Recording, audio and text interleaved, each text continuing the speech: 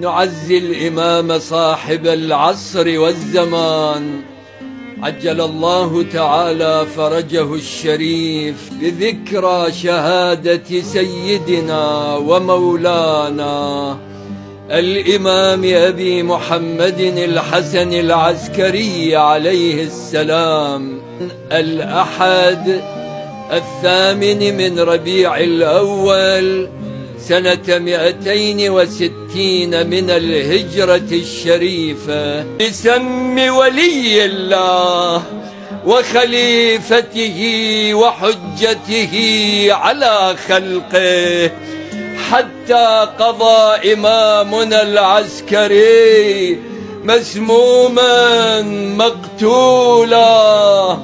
رحم الله من نادى وإماما وسيدا